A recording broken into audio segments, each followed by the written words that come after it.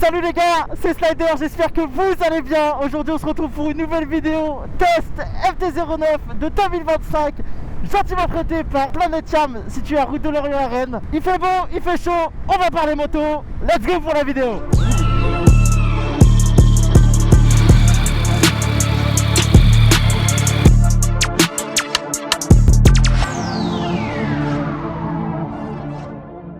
Salut les gars, c'est Slider, j'espère que vous allez bien. Il fait beau, on en profite. J'ai cette merveilleuse moto les gars qui a 60 km, qui est vraiment toute neuve, à disposition pour la journée.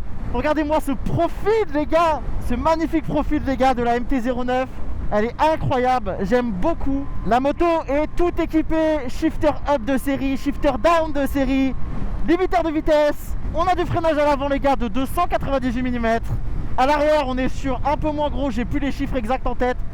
Fourche inversée, 119 chevaux en full. Un châssis largement retravaillé, contrairement au MT-09 de 2018-2019 qui avait des gros problèmes de guidonnage. Là, on le sent bien, le châssis est retravaillé, il est affiné, la moto est élégante. Elle est ici pour plaire aux jeunes permis, au full. Elle satisfait beaucoup de monde.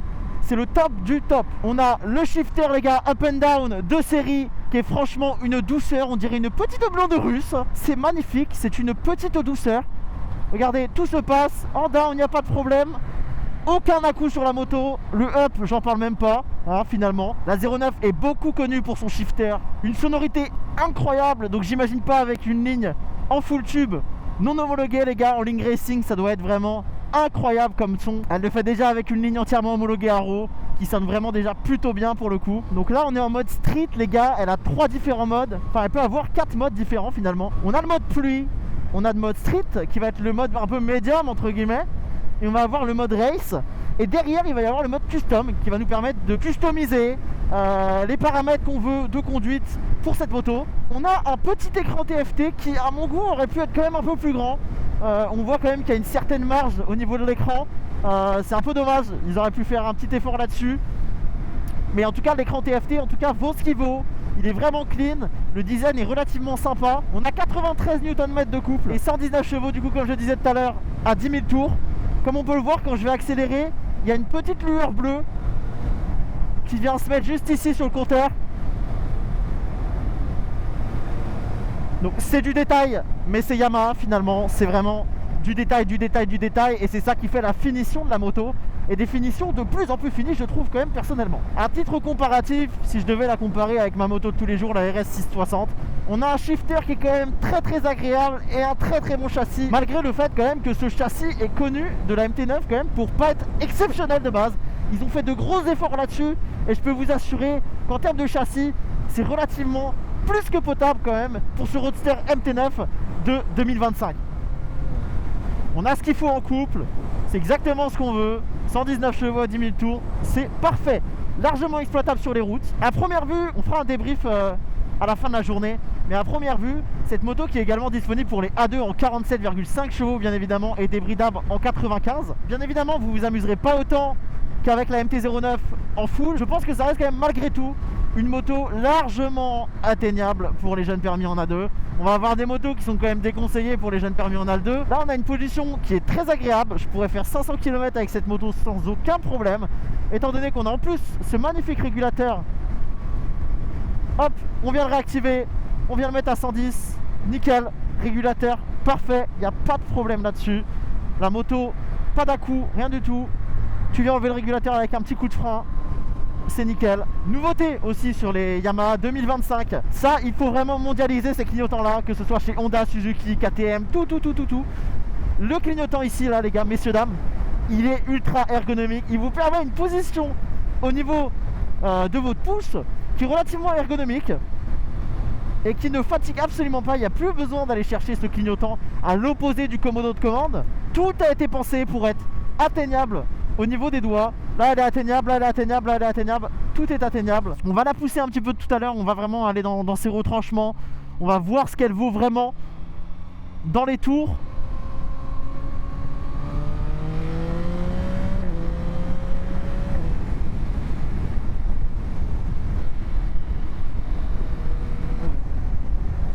En tout cas ce shifter vraiment toujours autant chirurgical, c'est une dinguerie. Je fais que de parler du shifter messieurs, mais pour moi c'est vraiment le gros point de cette moto, c'est le shifter. On sent bien quand on commence à mettre poignée dans l'angle, on sent la légèreté vraiment de l'avant de cette moto, on sent que tout le poids est à l'arrière. Forcément ça va avoir de très bons points au niveau de la maniabilité, mais en revanche la moto va quand même vouloir lever, on le sent bien, même avec l'anti-wheeling. Je suppose qu'il est activé en mode sport. On sent bien quand même la moto qui veut décoller, qui veut partir, même en 3. Je pense quand même que le gros point négatif de cette moto, c'est finalement la légèreté de cette face avant. Ça guidonne très légèrement.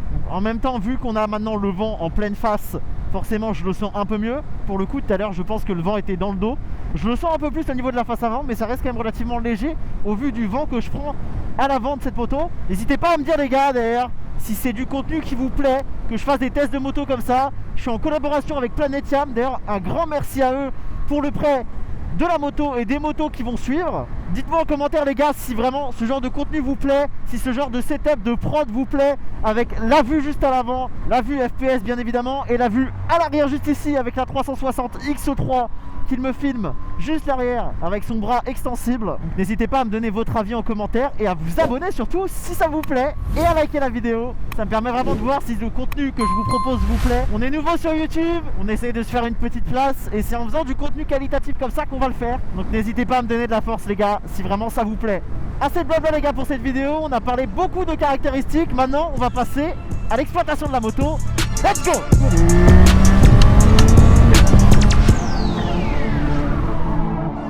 Je vais me poser là vite fait. Putain c'est ouf comment t'es bien droit quand même. Alors ok, donc on a le mode sport, l'ABS on se met en on bien évidemment. Ça on va mettre ça en off et ça on va mettre ça en off. Ok, on va voir ce que ça va donner. Donc là j'ai désactivé tout manifestement. Ah j'ai désactivé le shifter aussi. J'ai plus de shifter.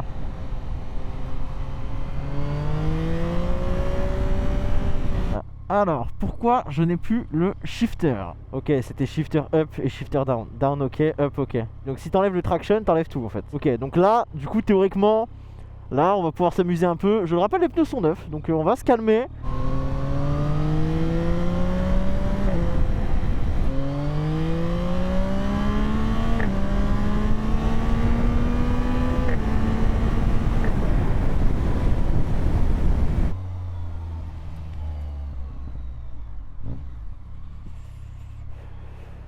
Si tu les regardes pas en vrai, normalement ils te regardent pas. Ils me regardent vachement. Ils me regardent vachement quand même.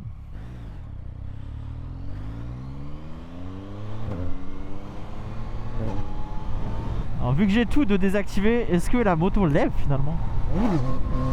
Oh oui. Oh oui. Oh oui, ça lève très très bien même. Merde. Merde. Ah, il fait un... C'est salement gris là-bas, j'espère que je vais pas me taper de flotte parce que bon, pour faire un test de moto.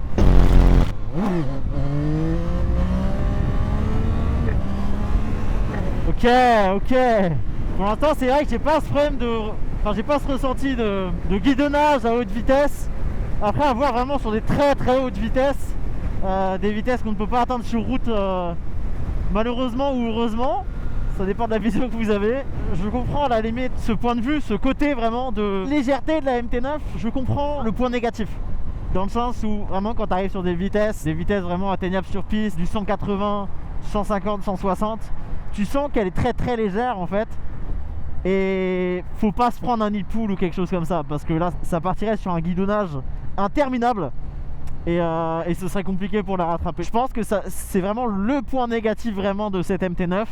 C'est vraiment cette légèreté au niveau de l'avant qui fait qu'elle a ce problème de guidonnage. Et il pleut, mesdames et messieurs, il pleut.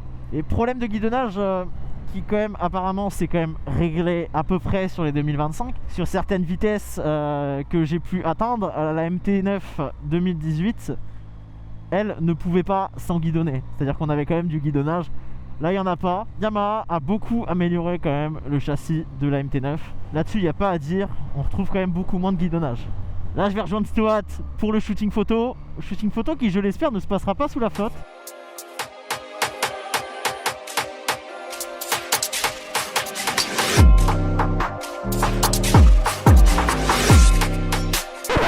Il est concentré le chef. Ça tue. Comme ça un peu. Je bouge pas, je bouge pas. J'ai envie d'arriver de lui mettre un petit coup de pied au cul. Petite pichenette. Ouais, elles sont aberrantes. Voilà, il y a 24K, frère. 24 KK. T'as quel âge déjà? 26.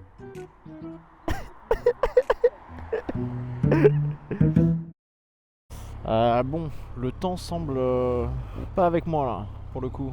Il commence à flotter, ouais, c'était un peu terrible là. En vrai, messieurs, c'est peut-être le moment de tester le mode pluie. Alors le truc, c'est que j'ai désactivé le traction, j'ai tout désactivé quand même. Au final, le mode pluie n'a pas trop de sens. Oh ouais, je prends cher là. Oh ouais, je vais bien être trempé là. Frérot, boire ou conduire, il faut choisir. Mais pas au milieu de la voie par contre. C'est un anti-moteur ou quoi? Ah, je déteste rouler sous la flotte, putain, ça fait bien longtemps que ça m'est pas arrivé. Et il pleut même très très bien là, pour le coup, de ce que je vois en face là. Ah ouais. La pluie, les pneus neufs, une moto que je ne connais pas, et ben ça fait un combo de fils. Hein, voilà. Y a pas d'autre mot. Hein. Oh, la fin de vidéo catastrophique. Je suis trempé. Oh la vache, c'est la tempête Irma. Voyons. Eh mais ça me fouette. Alors là les gars, mais je suis mort. Oh la vache. Oh la catastrophe. Mais ça arrive. Pourquoi ça arrive qu'à moi? Pourquoi le moment où je devais lui mettre dans la gueule à la MT, le temps se dégrade légèrement? Je passe un très bon moment là. Je suis trempé jusqu'aux couilles. Un plaisir d'avoir signé un contrat avec Planète Siam fin octobre, finalement. Hein, je pouvais pas faire ça cet été. Bah non, bah bien sûr que non. Bah bien sûr que non, sinon c'est pas drôle. Ah ça y est, j'ai les coulures au niveau des grosses couilles. Ça y est, il fallait que ça arrive de toute façon quand ça arrive c'est la fin. Ça veut dire en définition que c'est plus la peine de lutter contre la flotte. C'est plus la peine de speeder pour entrer. Tu es mort. Elle a Insta, elle a mangé. Oh la vache. Mais voilà, MT9 2025, très très bonne moto pour le coup, je suis vraiment très content de ce modèle. Alors on va aller se balader un petit peu dans les menus. Là on a différents thèmes qu'on peut choisir. Donc on va avoir le thème 1 qui est relativement sobre, relativement sympa. On va avoir les tours minutes sur les côtés, kilomètre-heure au centre. Alors le thème numéro 2, pareil c'est celui que j'utilisais du coup qui est un peu plus soft, qui me fait penser un peu aux ZX, hein, très clairement au compteur de ZX. Le 3 du coup avec la puissance comme on a pu voir au tout début du test de la moto ce matin, où on va avoir une courbe carrément en fonction de l'inclinaison de la poignée des gaz. Et le dernier, il est sympa aussi celui-là, putain. Il est sympa, bon c'est clairement la version améliorée en fait de celui que j'avais. Très clairement, on va voir les settings qui nous intéressent un peu plus, ou directement quand on arrive dans les settings, on voit le mode qui est enclenché, à savoir le mode sport, avec du coup les véhicules fonction. On va pouvoir voir du coup les 3 gros modes donc de cette MT 09 de 2025. On va voir le mode rain, ça va être vraiment le mode vraiment qui va nous permettre de rouler soft en fait sous la flotte et de pas avoir un on-off au niveau de la poignée sur la MT directement quoi. Donc le mode street va être le mode ville hein, à proprement parler, où on va se retrouver vraiment au milieu en fait de la puissance de la MT9, et le mode sport le plus marrant. Puis on a également des modes custom où tu peux sélectionner un petit peu ce que tu veux. Tu as 2 modes custom, la possibilité d'avoir 2 presets du coup en custom, tes propres presets à toi. C'est relativement sympa, c'est très très joueur quoi, pour le coup c'est très très joueur. Bon les gars, pour faire un petit bilan du coup de cette MT 09 de 2025, on est quand même sur plus de points forts sur cette moto que de points négatifs pour le coup. De ce que j'ai pu tester au niveau de la partie châssis, on a pu voir vraiment qu'ils l'ont vraiment amélioré et pas guidonné avec la moto pour le coup, chose qui arrivait avec la version, les versions antérieures de 2018, 2019, 2020 etc. Je pense quand même que le gros point négatif de cette moto reste quand même le fait que tout le poids de la moto est à l'arrière et que du coup à l'avant on n'est rien du tout. C'est un très bon point comme un mauvais point. Au niveau de la maniabilité etc, forcément on le ressent beaucoup mieux du coup vu qu'on n'a pas de poids à l'avant. En revanche, quand vous prenez un peu de vitesse, quand vous faites une petite pointe sur la route, il n'est pas question de se prendre un caillou ou un nid de poule ou quoi que ce soit. Sinon je pense que là vous guidonnez salement et là ça peut être vraiment compliqué de rattraper la moto. Autre point fort, le petit shifter. Franchement le shifter les gars c'est un pur bonheur sur cette moto. Le shifter il passe, c'est de la purée, c'est clairement de la purée, ça passe tout seul. Ça se mange tout seul, il n'y a pas besoin d'avaler. C'est le petit hop à 4 heures, tu vois, qu'on aime bien. Ça passe tranquillement. Donc franchement, que ce soit le up ou le down, j'ai jamais eu de problème, j'ai pas eu d'accro. C'est une moto que j'aurais pu acheter. Je pense que c'est une moto qui convient également aux A2 en termes de maniabilité, etc. Je pense que c'est une moto qui correspond quand même aux jeunes permis. Yamaha ont fait quelque chose de très très fort là-dessus. Ils ont réussi à s'adapter un peu au marché, aux concurrents, où on va retrouver la 790, la 890 qui est disponible A2 également. Et je pense que c'est pour ça qu'ils ont voulu absolument faire cette MT-09. Mais ça reste quand même quelque chose d'intéressant pour les A2. Après, à voir en termes de puissance, est-ce que c'est pas mou, etc. Parce qu'on perd quasiment 100 chevaux hein, sur la version A2, on vient en perdre 80. Grosse réussite en tout cas en full. Je suis vraiment très content de cette moto. Et je pense sincèrement que vous pouvez l'acheter entre guillemets les yeux fermés pour le coup. Et bah moi sur ce, je vais retrouver ma petite RS. Et mesdames et messieurs, merci d'avoir suivi la vidéo jusqu'au bout les gars. On va se dire au revoir sur ce magnifique Stade Rennais avec ce petit coucher de soleil, ce début de coucher de soleil dans le fond. Et cette route sèche. Et cette route sèche d'ailleurs. Incroyable. Si vous avez des points d'amélioration, des critiques constructives, je suis archi preneur les gars là-dessus. Et moi je vous fais de gros bisous les gars, c'était Slider. Portez-vous bien. Ciao ciao.